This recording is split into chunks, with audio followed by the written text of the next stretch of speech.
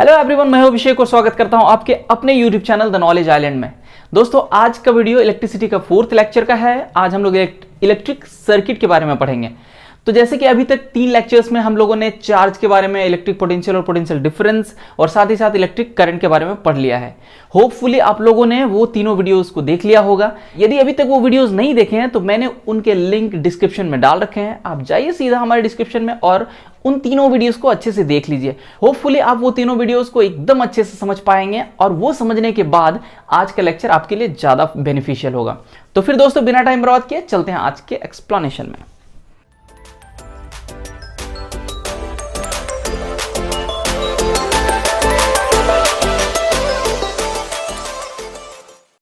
तो दोस्तों, electric circuit कहते हैं एक ऐसे कंडक्टिंग पाथ को जिससे होते हुए इलेक्ट्रिक करंट पास हो सके।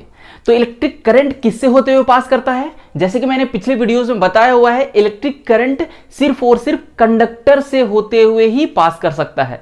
तो कंडक्टर हम यहां कह सकते हैं कि हम लोग जो घरों में यूज करते हैं, like copper wire, aluminium wire, ये सारे क्या कह सकते हैं हम लोग? कंडक्टर है, क्योंकि इससे होते हुए क्या होता है? इलेक्ट्रिक करंट पास हो सकता है। तो मैंने क्या बताया कि एक ऐसे कंडक्टिंग पाथ, यानी कि एक कंडक्टर से बना हुआ एक ऐसा रास्ता जिससे होते हुए इलेक्ट्रिक करंट पास हो सके। ठीक है दोस्तों, अब इलेक्ट्रिक करंट पास होने के लिए, यानी कि इलेक्ट्रिक करंट फ्लो करने के लिए क्या क्या चीजें जरूरी है?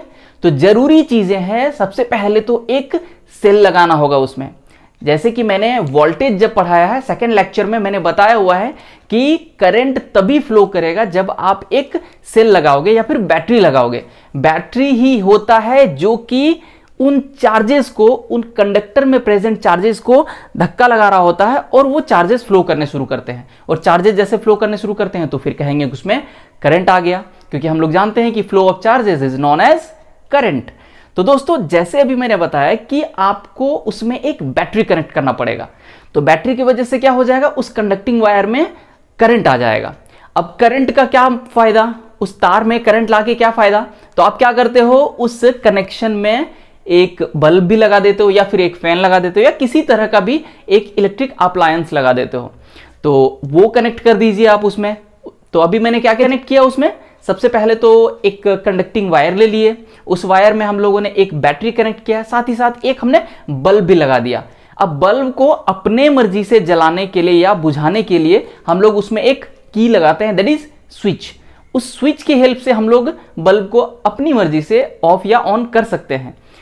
अब सबसे बड़ी बात और सबसे जरूरी बात, आप यदि चाहें तो उस पाथ में, उस कंडक्टिंग पाथ में एक एमीटर भी लगा सकते हैं। एमीटर एक ऐसा डिवाइस होता है जिससे इलेक्ट्रिक करंट मेजर किया जाता है। मैंने इसे अपने प्रीवियस वीडियो में बताया हुआ है कि इलेक्ट्रिक करंट को मेजर करने के लिए एक इंस्ट्रूमेंट होता है, एक मेजरिंग इंस्ट्रूमेंट होता है जिसे हम लोग एमीटर कहते हैं। आप चाहे तो एमीटर यूज कर सकते हैं उस कंडक्टिंग पाथ में।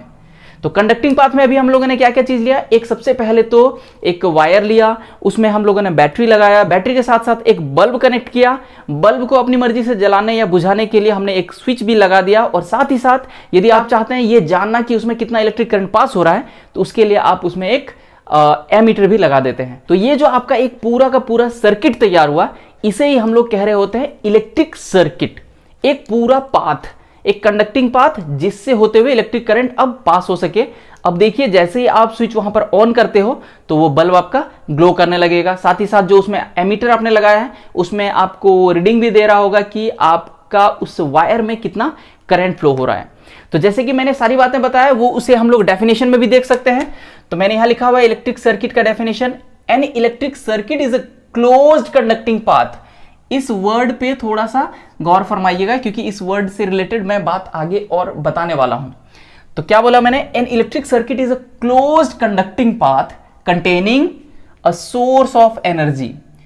उस पाथ में क्या होता है? सबसे जरूरी चीज एक source of energy, that is a cell बोलिए या फिर बैटरी बोल सकते हैं। तो हमने एक सोर्स ऑफ एनर्जी लगाया, that is cell, and a device. अब इस डिवाइस में आप कुछ भी लगा सकते हैं, आप बल्ब लगाइए, आप फैन लगाइए, आप किसी तरह का इलेक्ट्रिक डिवाइस।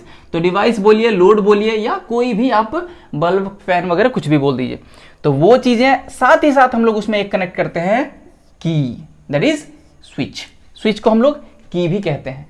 तो ये पूरा डेफिनेशन होता है, an electric circuit is a closed containing path containing a source of energy and a device with a की। तो ये आपका पूरा हो गया इलेक्ट्रिक सर्किट। तो होपफुली आप इलेक्ट्रिक सर्किट समझे होंगे। तो यहां पे मैंने जो बोला था कि क्लोज्ड वर्ड पे थोड़ा सा ध्यान दीजिएगा, क्योंकि इसके बारे में हम लोग और डिस्कस करने वाले हैं। तो दोस्तों क्लोज्ड वर्ड का मीनिंग ये है कि जो आपका पूरा का पूरा पाथ है, जो पूरा पूरा सर्किट है, वो कहीं भी ब्रोकन नहीं होना चाहिए, कहीं भी वो टूटा हुआ होना नहीं चाहिए, यानी कि वो पूरी तरह से जुड़ा हुआ होना चाहिए, इसीलिए मैंने क्लोज्ड लिखा है। तो जैसे कि आप देख पाएंगे मैंने यहाँ पर एक सर्किट बनाया हुआ है। ये देखिए, ये आपका एक वायर है जिसमें मैंने एक बैटरी लगाया है। साथ ही साथ आप देख पाएंगे यहाँ पर मैंने एक बल्ब लगाया है, ये एक बल्ब है। ये एमीटर, ये मैंने एमीटर कनेक्ट किया। यहाँ पर मैंने एक स्विच लगा दिया है और ये है अपना एक सेल, नहीं बोलेंगे अब, ये यहाँ पर 2 सेल है तो इसे आप बैटरी कह दीजिए।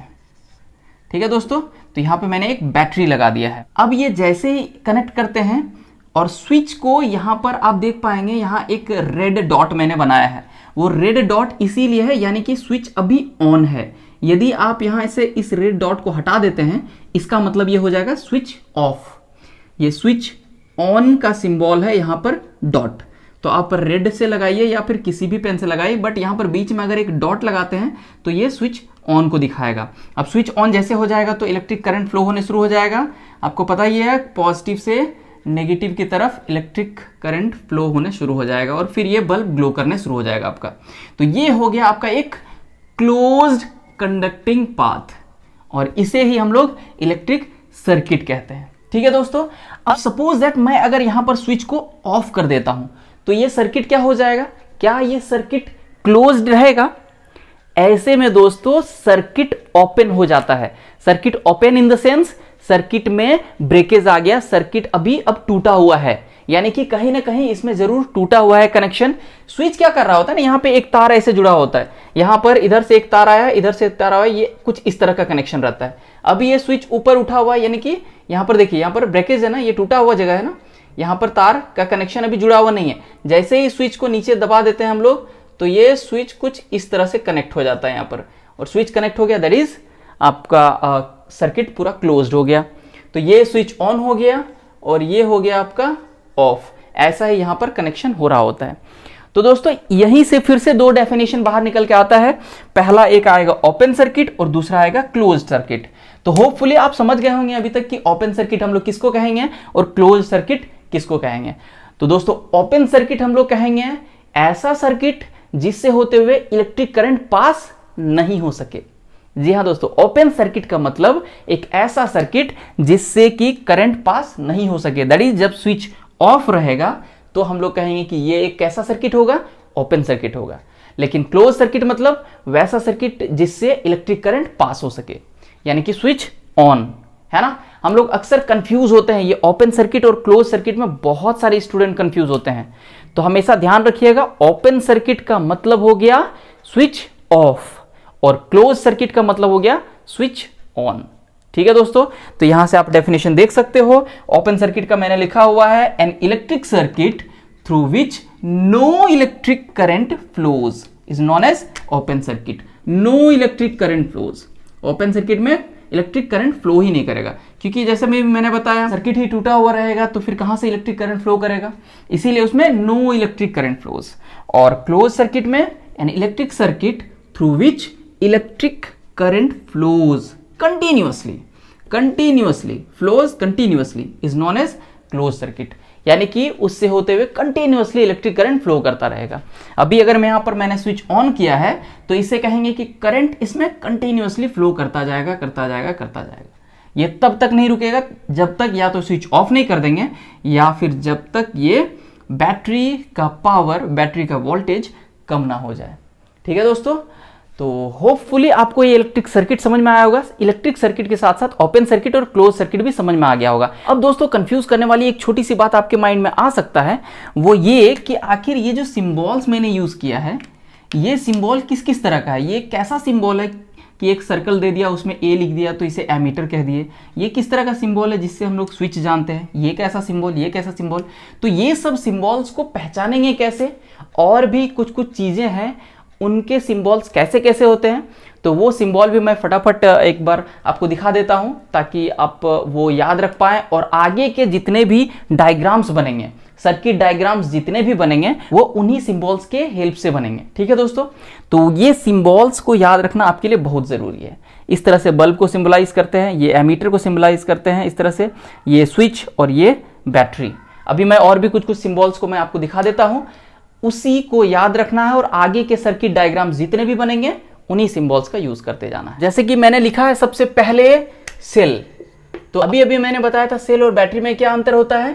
तो ये डिफरेंस ये होता है कि सेल में हम लोग एक कनेक्शन करते हैं, एक सिंगल कनेक्शन रहता है, देख पाएंगे आप अगर, एक इधर पॉजिटिव टर्मिनल एक नेगेटिव टर्मिनल, बस एक सिंगल कॉम्बिनेशन है। ठीक है, लेकिन बैटरी में क्या होता है, दो या दो से अधिक सेल जुड़े होते हैं। अगर आप यहाँ ठीक से देख पाएंगे तो मैंने 1 2 3 सेल कनेक्ट किए हैं यहाँ पर, आप यहाँ 4 5 6 सेल भी दिखा सकते हो, आप 2 सेल भी दिखाओगे तो उसे भी हम लोग बैटरी का नाम दे देंगे। ठीक है दोस्तों, तो एक कनेक्शन रहा तो वो हो जाएगा सेल, और एक से अधिक सेल को अगर हम लोग जोड़ेंगे तो वो हो जाएगा बैटरी। तो कुछ इस तरह से सिंबलाइज करते हैं। तो ये लंबे डंडे की तरफ हम लोग पॉजिटिव साइन देते हैं और छोटे डंडे की तरफ हम लोग नेगेटिव साइन, ये पॉजिटिव टर्मिनल और ये पार्ट होता है नेगेटिव टर्मिनल। ठीक है दोस्तों, उसके बाद जैसे कि अभी मैंने की के बारे में बात किया था, तो की को हम लोग दिखाते हैं, इधर से ये लाइन रहेगा, ये आपका वायर का है, और यहाँ पर ये इसमें पॉइंट नहीं रहेगा। जैसे कि मैंने अभी थोड़ा देर पहले बताया था कि यहाँ पर ये पॉइंट नहीं रहेगा, तो ये कहलाएगा ओपन, है ना दोस्तों। और जैसे इसमें पॉइंट डाल देंगे तो ये हो जाएगा आपका क्लोज्ड। ओके, अब आगे आता है बल्ब। तो बल्ब जैसे कि मैंने बताया अभी, ये वायर, इधर भी वायर, यहाँ पर एक इस तरह का सिंबल यूज करते हैं, इस तरह का सिंबल। ठीक है दोस्तों, उसके बाद एक नया चीज आपके लिए होगा रेसिस्टेंस। रेसिस्टेंस किसको कहते हैं, मैं नेक्स्ट के वीडियो में आप लोगों को बताऊंगा कि रेसिस्टेंस एक्चुअली होता क्या है। फिलहाल रेसिस्टेंस का मतलब आप समझ सकते हैं कि इलेक्ट्रिक करंट को रोकने वाला चीज, जो भी इलेक्ट्रिक करंट को रोक रहा होगा वो कहलाएगा इलेक्ट्रिक रेसिस्टेंस। तो यहां पर ये रेसिस्टेंस को हम लोग इस तरह से सिंबलाइज करते हैं, ये जिगजैग लाइन हम लोग ड्रॉ कर रहे होते हैं, ये होता है अपना रेसिस्टेंस। उसके बाद एक नया वर्ड आएगा फिर रेओस्टेट। रेओस्टेट के बारे में मैं जैसे रेसिस्टेंस बताऊंगा उस समय रेओस्टेट से भी मैं आपको इंट्रोड्यूस जरूर करा दूंगा। ठीक है दोस्तों, तो रेओस्टेट अभी फिलहाल शॉर्ट में मैं बता देता हूं कि चेंज होने वाला रेसिस्टेंस, ऐसा रेसिस्टेंस जिसे आप चेंज कर सकते हो, वो कहलाता है रियोस्टेट। यहां पे देख पाएंगे आप, एक रेसिस्टेंस है और ऊपर से ये चेंज करने के लिए एक अलग चीज इस्तेमाल करते हैं, जिससे हम लोग इस रेसिस्टेंस का वैल्यू को बढ़ाते घटाते रहते हैं।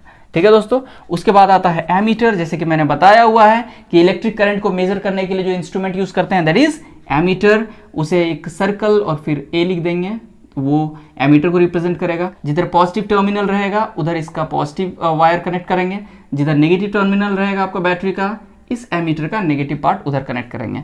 सेम वोल्ट मीटर के साथ भी, तो वोल्ट मीटर से मेजर करते हैं हम लोग पोटेंशियल डिफरेंस को, यानी कि वोल्टेज को।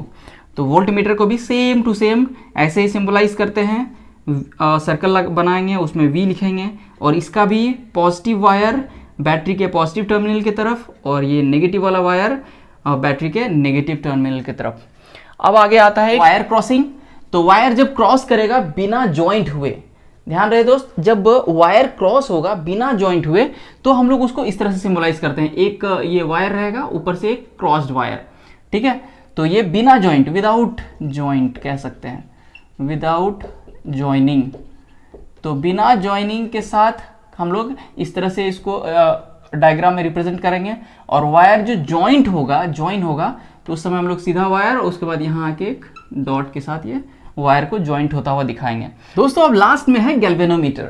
तो गैल्वेनोमीटर भी एक ऐसा इंस्ट्रूमेंट है जिससे हम लोग इलेक्ट्रिक करंट को मेजर करते हैं, यानी कि एमीटर भी इलेक्ट्रिक करंट को मेजर कर रहा होता है और साथ ही साथ गैल्वेनोमीटर भी इलेक्ट्रिक करंट को मेजर कर रहा होता है। बट गैल्वेनोमीटर इलेक्ट्रिक करंट का बहुत ही स्मॉल क्वांटिटी को मेजर करता है, लेकिन एमीटर इलेक्ट्रिक करंट का लार्ज क्वांटिटी को भी मेजर कर सकता है। और गैल्वेनोमीटर को हम लोग किस तरह से सिंबलाइज किए हुए हैं, ये वायर बनाए हुए हैं, बीच में वो सर्कल बना दिए और यहाँ पर एक एरो डाल देते हैं। ये सिर्फ और सिर्फ इलेक्ट्रिक करंट का डिफ्लेक्शन वगैरह सब दिखा रहा होता है कि इलेक्ट्रिक करंट कितना फ्लो कर रहा है, नहीं कर रहा है, बहुत ही स्मॉल क्वांटिटी को दिखा रहा होता है। ठीक है दोस्तों, मोस्टली हम लोग इलेक्ट्रिक करंट मेजर करने के लिए एमीटर का ही इस्तेमाल करते हैं। हालांकि आप इसके बारे में 11-12 में ज़्यादा डिटेल से समझ पाएंगे। तो अब आप हमें कमेंट सेक्शन पे लिख के बताइए कि आपको ये वीडियो कैसा लगा। यदि अच्छा लग गया तो वीडियो को लाइक कीजिए। यदि और भी ज़्यादा अच्छा लग गया, यदि लगता है कि यह आपके साथ साथ आपके भाई बहन या दोस्तों के लिए भी बेनिफिशियल होगा, तो उन्हें भी आप जम के शेयर कीजिए। और यदि अभी तक आपने चैनल को सब्सक्राइब नहीं किया तो फटाफट चैनल को सब्सक्राइब कर लीजिए। मैं बहुत जल्द मिलूंगा आप लोग से फिर से एक नए टॉपिक को लेकर नेक्स्ट की वीडियो में। आज की वीडियो में हमारे साथ बने रहने के लिए बहुत बहुत धन्यवाद।